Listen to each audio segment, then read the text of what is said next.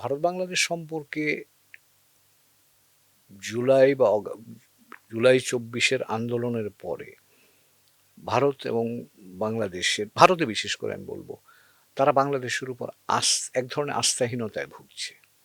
এবং সেই জায়গায় যে আমরা আমাদের আত্মমর্যাদা অর্জনের জন্য যে প্রচেষ্টাটা, এটা যে ভারত বিরোধিতা নয় বা ভারতের সাথে সংঘাতে যাওয়া নয়, এটা আমার আত্মবিকাশেরই একটা অংশ। সে জিনিসটাকে আমার ভারতের কাছে তুলে আনতে হবে এবং তুলে ধরতে হবে, এবং সেই ভিত্তিতে একটা নূতন, I would say, relationship of trust, একটা আস্থার জায়গা তৈরি করতে হবে। সেটা আমার ধারণা কূটনৈতিক পর্যায়ে আমরা কাজ করতে পারি, কিন্তু এটা রাজনৈতিক পর্যায়ে এই আস্থাটা তৈরি হতে হবে।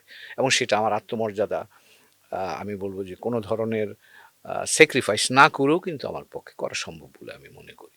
এবং সেটা যদি আমি করতে পারি, তাহলেই ধরেন আপনি এই যে পুশিনের মতো বিষয়গুলো, সীমান্ত হত্যাকাণ্ডের মতো বিষয়গুলো, এই বিষয়গুলো নিয়ে তখন আমি চেষ্টা করতে পারি এটাকে শূন্যের কোঠায় নামিয়ে আনতে। এবং সেই চেষ্টাটা আমি মনে করি যে এখনকার বাস্তবতায় ভারতও এই উপলব্ধিটা করে যে বাংলাদেশকে তার প্রয়োজন। আর আমরাও, যেহেতু নিকট প্রতিবেশী, আমরা ভারতকে চাই নতুনভাবে। আগে যেভাবে হয়েছে সেই ভাবটা আমরা চাই না, কিন্তু ভারত তো প্রতিবেশী, তাকে তো আমি সরিয়ে দিতে পারবো না। কাজেই তার সাথে আমার কাজ করতে হবে, সম্মানজনক ভিত্তিতে আমরা সেই কাজটা করতে চাই। তো কাজেই এখানে একটা রাজনৈতিক বোঝাপড়ার বিষয় আছে, সেটা করতে হবে সরকারকে, আগামী সরকারকে।